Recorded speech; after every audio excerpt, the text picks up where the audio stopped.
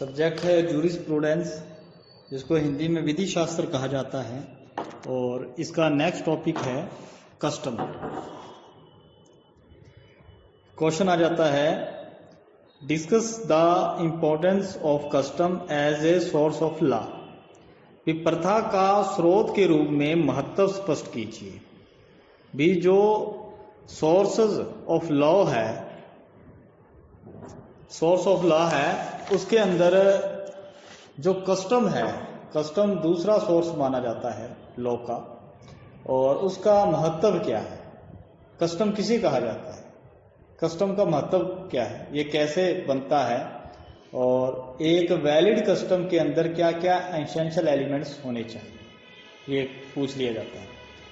अब इसके आंसर में ये है कि जो रूढ़ी है, रूढ़ी किसको कहा जाता है, कस्टम को कहा जाता है। ये हिंदी में इसका नाम है रूढ़ी, प्रथा, ठीक है, रीति रिवाज, ये सारे क्या है, कस्टम है। रूढ़ी जिसे हम प्रथा भी कहते हैं, विधि का प्राचीन सोर्स है। मतलब लॉ का सबसे पुराना सोर्स क्या है, कस्टम है, ठीक है। आदिम समुदायों में जब कोई लॉ अस्तित्व में नहीं थे, तब रूढ़ियों या रूढ़िजन्य विधियों से ही आचरण विनियमित एवं कंट्रोल होता था। कहने का मतलब पुराने समय में लॉ तो नहीं होता था, ठीक है, ना ही बना था। तब कहते हैं कि फिर क्या कौन से नियम चलते थे, फिर सारे फैसले रूढ़ी कस्टम के आधार पर दिए जाते थे, ठीक है। सारा कंट्रोल कस्टम के हिसाब से किया जाता था, ठीक है। और सोसाइटी भी रीति रिवाजों के हिसाब से चलती थी। भी इस व्यक्ति को ये करना चाहिए, ये रिवाज है, ये होना चाहिए, कोई व्यक्ति ये ऐसा करता है तो उसको ये ऐसी सजा मिलनी चाहिए। ये सारा क्या था, कस्टम था, रीति रिवाज था। उस समय मानव के प्रत्येक आचरण या उसके व्यवहार के लिए कोई लॉ का निर्माण नहीं किया गया था और ना ही संभव था।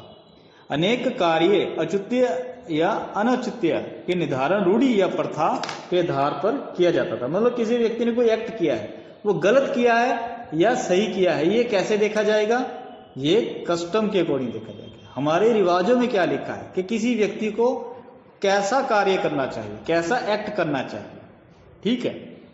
यही कारण है कि समय के साथ साथ रूढ़ी और प्रथा ने, कस्टम ने विधि का बल, मतलब लॉ का बल प्राप्त कर लिया। मतलब धीरे धीरे जो कस्टम चलते आए कंटिन्यू तरीके से, और लीगल थे, वैलिड थे, पब्लिक पॉलिसी के अकॉर्डिंग थे, ठीक है, जनहित में थे, तो उन्होंने क्या रूप धारण कर लिया, लॉ का। आज भी बहुत सारे कस्टम हैं जो चल रहे हैं, लेकिन वो अब कस्टम ही नहीं, लॉ बन चुके हैं। जैसे 7 फेरे कस्टम था पहले, अब क्या है, लॉ है। Hindu marriage act section 7 saptapadi, ठीक है, जिसको कहा जाता है मेंटेनेंस देना बच्चों को, माता पिता को, पत्नी को, ये भी क्या था, ये रिवाज था, ये भी कस्टम बन गया, ठीक है। बहुत सारे कस्टम ऐसे हैं जिन्होंने लॉ का रूप धारण कर लिया, ठीक है। और आज अनेक ऐसे लॉ विधियां ऐसी हैं जो रूढ़ियों एवं प्रथाओं पर के आधार पर निर्मित हुई है, मतलब बनाई गई। अब डेफिनेशन क्या है इसकी, रूढ़ी का अर्थ, कस्टम का अर्थ अत्यंत सरल है। जब कोई एक्ट किसी व्यक्ति, सोसाइटी या जन समूह, समुदायों, कोई वर्ग द्वारा दीर्घकाल से, मतलब पुराने समय से कंटिन्यू, ठीक है, रेगुलर, नियमित रूप से किया जाता है, तो वह उस कार्य को करने का अभ्यस्त हो जाता है। मतलब कोई सोसाइटी, कोई व्यक्ति कोई काम लंबे समय से लगातार कंटिन्यू कर रही है, तो वो उस एक्ट को करने में अभ्यस्त हो जाता है, और ऐसा कार्य रूढ़ी और प्रथा का रूप धारण कर लेता है। एक वर्ग है, कोई काम लंबे समय से कर रहा है, कोई एक्ट कर रहा है, कोई आचरण कर रहा है, कोई कंडक्ट कर रहा है, तो वो मतलब लंबे समय से कर रहा है, कंटिन्यू कर रहा है, तो वो क्या रूप ले लेगी, अब एक कस्टम का रूप ले लेगी, एक रिवाज का रूप ले लेगी, एक प्रथा का रूप ले लेगी, समाज में ऐसे रूढ़ि या प्रथा को मान्यता मिल जाती है और समाज सदैव ये अपेक्षा करता है कि ऐसी प्रथा या रूढ़ि के अनुरूप कार्य किया जाता रहे। ठीक है, कहने का मतलब समान परिस्थितियों में भी एक जैसी सर्कमस्टांसेस है, उनके अंदर मानव का आचरण की एक रूपता ही रूढ़ी है। कहने का मतलब समान परिस्थितियों में मानव आचरण की एक रूपता ही रूढ़ी है। भी समान सर्कमस्टांसेस है और उसके अंदर जो ह्यूमन बीइंग है वो एक जैसा एक्ट कर रहे हैं, वो ही क्या है, रूढ़ी है, वो ही कस्टम है। अब बहुत सारे ऑथर हैं, उन्होंने डेफिनेशन दे रखी है। ठीक है, इसके अंदर पहला आता है सामंड। सामंड के अनुसार रूढ़ि ऐसे सिद्धांतों की एक्सप्रेस है जिन्हें न्याय और लोकोपयोगिता के सिद्धांतों के रूप में राष्ट्रीय चेतना के अंतर्गत स्वीकार कर लिया गया है। ऑस्टिन के अनुसार रूढ़ि आचरण संबंधी एक ऐसा नियम है जिसका शासित लोग सहज और स्वैच्छिक रूप से पालन करते हैं। भाई ऐसा नियम है जिसको लोग वॉलेंट्री अपनी मर्जी से और सहज रूप से उसका पालन करते हैं। ठीक है, किंतु राजनीतिक प्रवर द्वारा या निर्धारित विधि के तौर पर नहीं, एज ए लॉ नहीं है। एज ए मतलब लॉ के फोर्स के अकॉर्डिंग नहीं करते, वो अपनी वॉलेंट्री इच्छा से स्वेच्छा से करते हैं। ऐसे हॉलैंड ने भी डेफिनेशन दे रखी है। उसके बाद एलन है, फिर कार्टर है। कार्टर ने क्या कहा है कि समान परिस्थितियों में एक जैसी सर्कमस्टांसेस में समस्त व्यक्ति द्वारा सारे व्यक्तियों के कार्यों की एक रूपता, एक जैसा एक्ट कर रहे हैं, तो वो क्या है, वो प्रथा है, वो रूढ़ी है। ठीक है, रूढ़ी को पीढ़ी दर पीढ़ी चलाने वाली परंपरा मानते हुए कहते हैं कि मानव आचरण को कंट्रोल करने वाली परिपाटी, परिपाटी मतलब एक पीढ़ी दर पीढ़ी एक यूजस चला रहा है। ठीक है, कहते हैं कि परिपाटी का पीढ़ी दर पीढ़ी प्रवाह ही रूढ़ी है। ठीक है, जैसे आप एक गार्डन से या एक पार्क से रेगुलर निकलते हो, वहां से गुजरते हो, कई लोग निकलते हैं तो वहां पर पगडंडी बन जाती है। ऐसे ही कस्टम है, वे एक ही चीज को, एक ही एक्ट को रेगुलर तरीके से लोग कर रहे हैं तो वो क्या बन जाएगा, वो कस्टम बन जाएगा। ठीक है, अब कहते हैं कि जो कस्टम है उसको लॉ की मान्यता के लिए, विधि की मान्यता के लिए कुछ शर्तों को पूरा करना पड़ता है। भाई वैलिड कस्टम किसको माने, ठीक है, कुछ कंडीशन है, अगर वो किसी कस्टम्स के अंदर पाई जाती है तो वो वैलिड है। ठीक है, उसको विधि मान्यता कहा जाएगा। ठीक है, उसको वैलिड कस्टम कहा जाएगा जो लॉ के अकॉर्डिंग हो। क्लियर? तो पहली कंडीशन क्या है, एंटीक्यूटी, प्राचीन। प्राचीनता मतलब जो कस्टम है वो प्राचीन होना चाहिए। प्राचीन मतलब पुराना होना चाहिए। भाई इतना पुराना हो वो स्मरणातीत काल से प्रचलन में हो।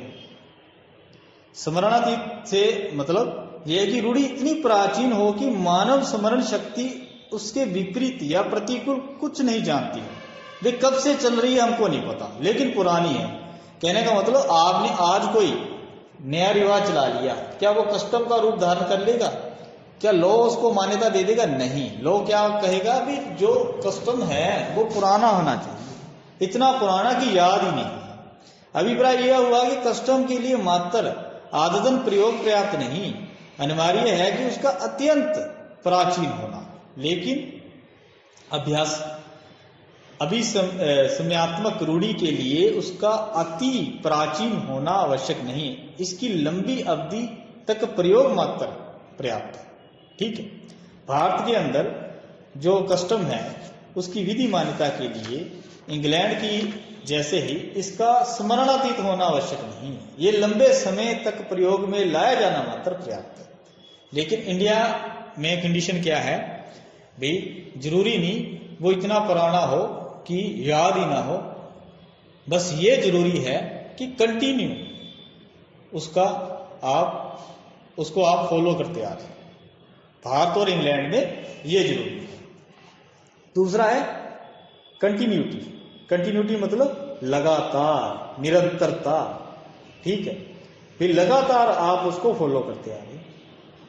ब्लैकस्टोन का ये कहना है कि यदि कोई अधिकार एक दिन के लिए भी व्यवधानित हो जाता है तो वो रूढ़ी समाप्त हो जाती है। भाई एक दिन भी वो आपका कस्टम रुक गया तो वो उसका जो स्वरूप है, जो वो कस्टम है, वो अपने आप खत्म हो जाएगा। मतलब कंटिन्यू चलता आ रहा, ठीक है। एक केस था मर्सर्स बनाम डैन ने, इसके अंदर एक अच्छा उदाहरण दिया गया है कि तट के कुछ समय के लिए जलमग्न हो जाने के कारण मछुआरों के जाल सुखाने का रूढ़िजन्य अधिकार समाप्त नहीं हो जाता। कहने का मतलब अगर कोई तट है, कोई समुद्र का लगा लो या नदी का लगा लो, उस पर मछुआरे जाल सुखाते हैं, लेकिन वहां पर पानी भर गया, जलमग्न हो गया, तो उनका इस कारण कुछ समय के लिए ऐसा हो जाने पर उनका जो अधिकार है वो खत्म नहीं हो जाता, जो कस्टम है वो बना रहेगा। किसका? जाल सुखाने का। तीसरा है सर्टेन, निश्चित होना चाहिए। सर्टेन मतलब क्लियर कट हो, निश्चित हो, ठीक है। वे कंटिन्यू और प्राचीन होना तो जरूरी है, ये एक शर्त है, लेकिन इसके साथ सर्टेन होना चाहिए। जो कस्टम सर्टेन नहीं है, निश्चित नहीं है, तो आप उसको कस्टम नहीं कह सकते। क्लियर? उसके बाद है रीजनेबल होना। भाई ऐसी हो जो रीजनेबल है, एक सामान्य विवेकशील बुद्धि वाले प्रज्ञावान व्यक्ति के गले उतर सके, मतलब जिसका कोई मतलब निकलता हो, बेमतलब से नहीं होनी चाहिए, रीजनेबल हो। भाई सामान्य बुद्धि वाला व्यक्ति माने कि हाँ भी ये ठीक है, ये रीजनेबल है, ठीक है। ईमानदार और निष्पक्ष मस्तिष्क के लोग उसे स्वीकार कर लें, ऐसी होनी चाहिए। कुछ एक कस्टम्स ऐसे थे जो रीजनेबल, जिनको नहीं माना गया, जैसे कि हिंदू कम्युनिटी में लड़कियों को जो विरासत से वंचित करने की जो कस्टम थी, ठीक है, पहले अधिकार नहीं था लड़कियों को, भी जो प्रॉपर्टी है फादर की उसमें से हिस्सा लेने का, लेकिन बाद में कर दिया गया क्योंकि ये कस्टम वैलिड नहीं था।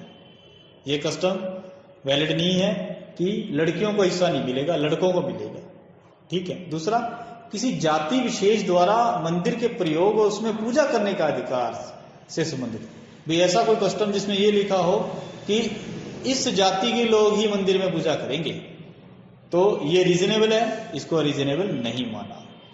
मुस्लिम समुदायों में गाय के बलिदान की रूढ़ी को रीजनेबल नहीं माना गया। भाई जरूरी नहीं है आप गाय का बलिदान दो, आपका जो ऐसा कस्टम है वो रीजनेबल नहीं है, ये माना गया, ठीक है।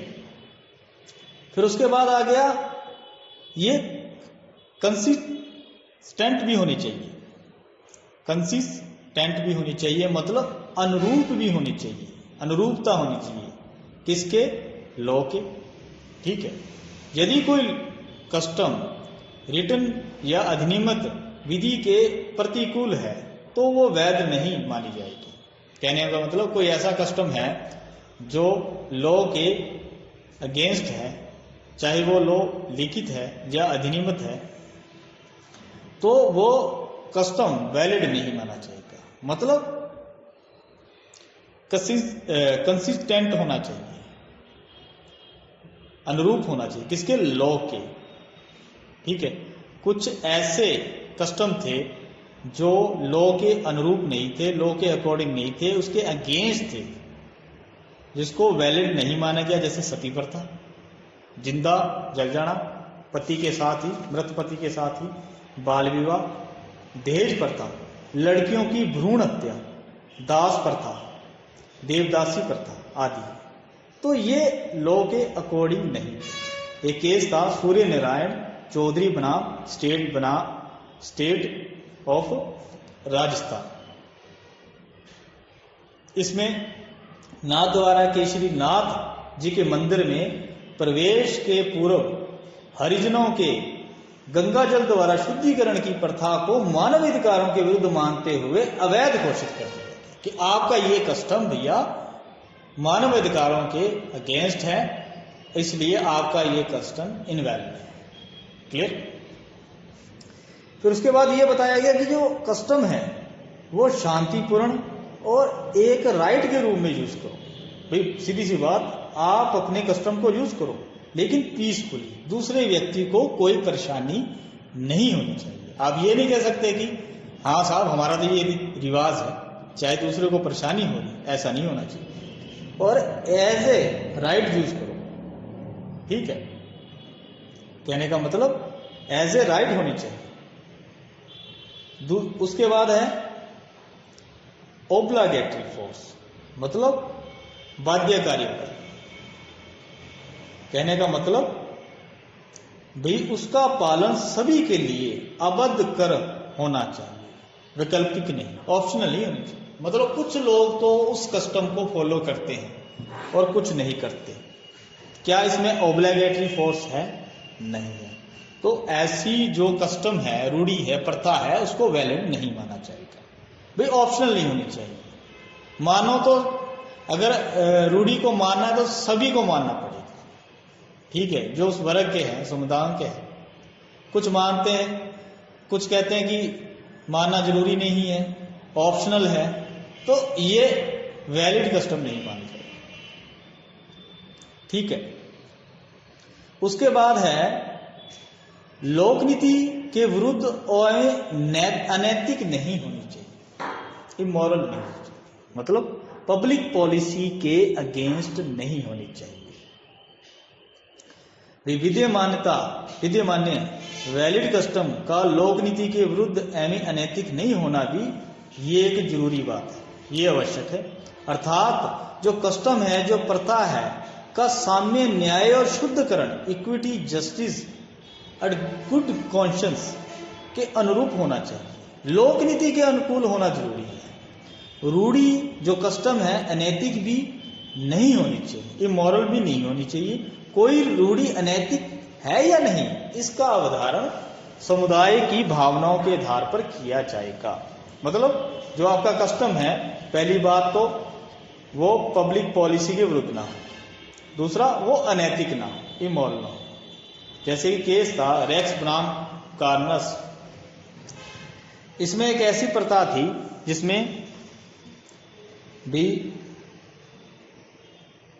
इस मामले में एक ऐसी प्रथा को अनैतिक होने के कारण शून्य निष्प्रभावी माना गया, जिसके अंतर्गत कोई भी मैरिड लेडी अपने पति को छोड़कर उसकी कंसेंट के बिना, मतलब उसकी सहमति के बिना, किसी भी पुरुष से दूसरा विवाह कर सकती है। तो ये जो कस्टम था ये पब्लिक पॉलिसी के विरुद्ध था, इमोरल था। इसको क्या माना गया? इनवैलिड, मतलब इस रूढ़ी को मान्यता नहीं दी।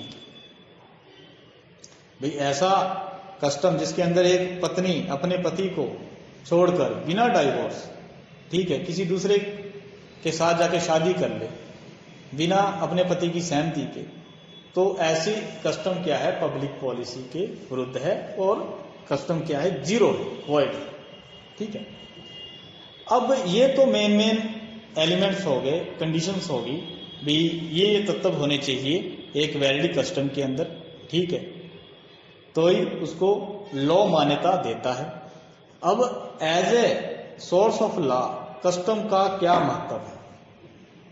कहते हैं कि जो लॉ के सोर्स के रूप में जो रूढ़ी है उसका महत्वपूर्ण स्थान है। ये प्राचीन काल में जब कोई लॉ नहीं बना था, ना ही लिखा गया था, ना ही बना था, तब कस्टम ही लॉ का सोर्स हुआ करती थी। इंग्लैंड में इसे कॉमन लॉ अथवा कस्टमरी लॉ कहा जाता है।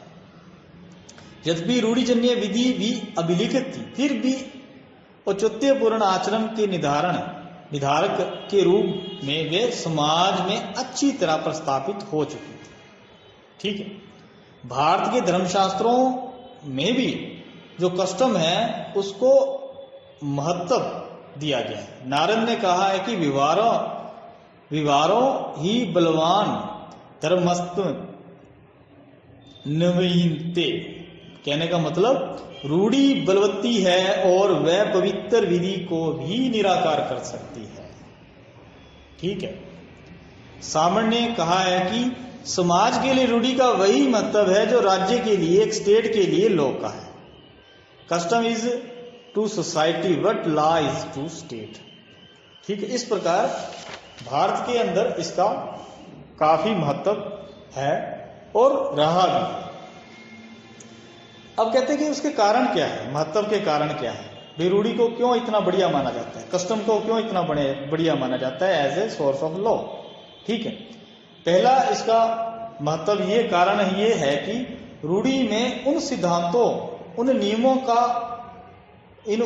को स्थान मिलता है जो न्याय संगत हो, जो रीजनेबल हो, जो जन उपयोगी हो और जिनमें राष्ट्र चेतना हो, वे लोगों की इच्छा हो।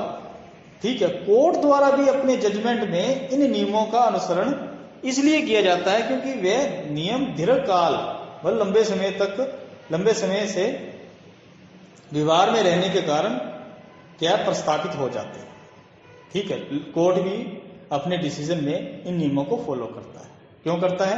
क्योंकि ये रीजनेबल है, जनोपयोगी है और राष्ट्र, जो स्टेट है, लोग हैं, उनकी चेतना के अनुकूल होते हैं। ठीक है। दूसरा, रूढ़ियों को, कस्टम को लोक मत का समर्थन प्राप्त होता है। सीधी सी बात, कस्टम कौन से नियम बनते हैं? जिन नियमों को लोग फॉलो करते हैं। ठीक है। उनको मानते हैं, उनको फॉलो करते हैं, उनके अकॉर्डिंग व्यवहार करते हैं, तो इनको जो जनमत है या लोकमत है उसका समर्थन प्राप्त होता है, इसलिए भी बढ़िया है। ठीक है। उसके बाद यह बताया गया कि लॉ के निर्माण में, रूढ़ियां विधि निर्माण के लिए विषय वस्तु, सब्जेक्ट मैटर प्रदान करती है। ठीक है। जब भी पार्लियामेंट, संसद कोई लॉ बनाएगा तो भैया अकॉर्डिंग टू कस्टम बनाएगा। ये क्या है? सब्जेक्ट मैटर प्रदान करती है। भाई हमारा ये कस्टम है, इसके ऊपर लॉ बना दो आप। तो ये क्या है?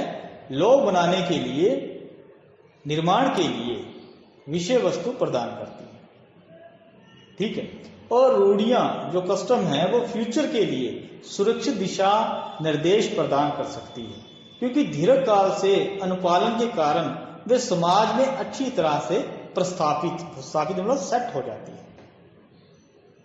क्लियर? इस प्रकार आपका ये टॉपिक है कस्टम का भी, जो लॉ के सोर्स हैं, जिसके अंदर कस्टम है, दूसरा सोर्स, उसके बारे में था। कस्टम क्या है कि कोई भी आदत पुराने समय से कंटिन्यू तरीके से एक वर्ग के द्वारा, एक व्यक्ति के द्वारा, एक समाज के द्वारा फॉलो की जा रही है, वो धीरे धीरे क्या कर देती है? एक प्रथा बन जाती है, एक रूढ़ी बन जाती है। ठीक है। तो अलग अलग डेफिनेशन दे रखी है इसमें बहुत सारे ऑथर की। फिर कहते हैं कि विधि मान्यता के लिए, रूढ़ी की विधि मान्यता के लिए भी कौन सी कस्टम को वैलिड माना जाए, तो कुछ शर्तें पूरी करनी होती है। पहला तो है प्राचीन, भी पुरानी हो, ये नहीं कि आज बनाई आज ही वो कस्टम का रूप धारण कर लेगी, नहीं, कंटिन्यू हो। ठीक है। इतनी पुरानी हो कि याद ही नहीं।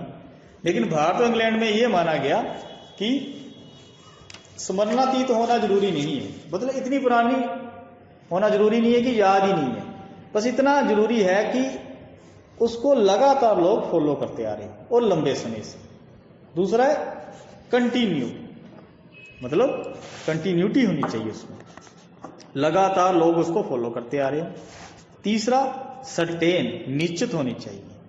कोई लॉ है, कोई कस्टम है, वो सर्टेन नहीं है, निश्चित नहीं है, तो उसको वैलिड कस्टम नहीं माना जाएगा।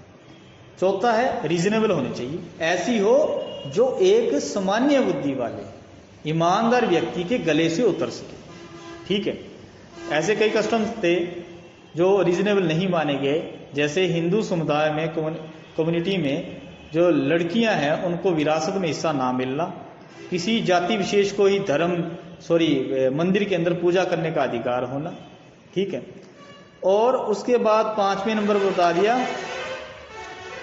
कंसिस्टेंट हो, अनुरूपता होनी चाहिए, लॉ के अकॉर्डिंग होनी चाहिए, उसके विरोध में नहीं। जैसे सती प्रथा ये कस्टम था, बाल विवाह, दहेज प्रथा, लड़कियों की भ्रूण हत्या, दास प्रथा, देवदासी, ये सारे क्या थे? कस्टम थे। तो ये लॉ के अकॉर्डिंग नहीं थे, उसके अगेंस्ट थे। तो इनको क्या कर दिया गया? अवॉइड कर दिया गया, ये वैलिड कस्टम नहीं माने जाते। ठीक है। उसके बाद है ये पीसफुली और एक अधिकार के रूप में यूज की जा रही। भाई पीसफुली करो, फॉलो इसको, दूसरों को कोई भी तंगी नहीं होनी चाहिए, परेशानी नहीं होनी चाहिए, एज ए राइट करो। उसके बाद बताया कि ओब्लागेटरी फोर्स, मतलब बाध्यकारी बल होना चाहिए। भाई जो सोसाइटी इसको मानती है किसी कस्टम को, वो पूरी सोसाइटी पर लागू होना चाहिए, ऑप्शनल नहीं होनी चाहिए। ठीक है। उसके बाद बताया कि पब्लिक पॉलिसी के विरुद्ध यानी अनैतिक नहीं होनी चाहिए। ठीक है। इस प्रकार आपका ये टॉपिक पूरा होता है कस्टम का लॉ के सोर्स में।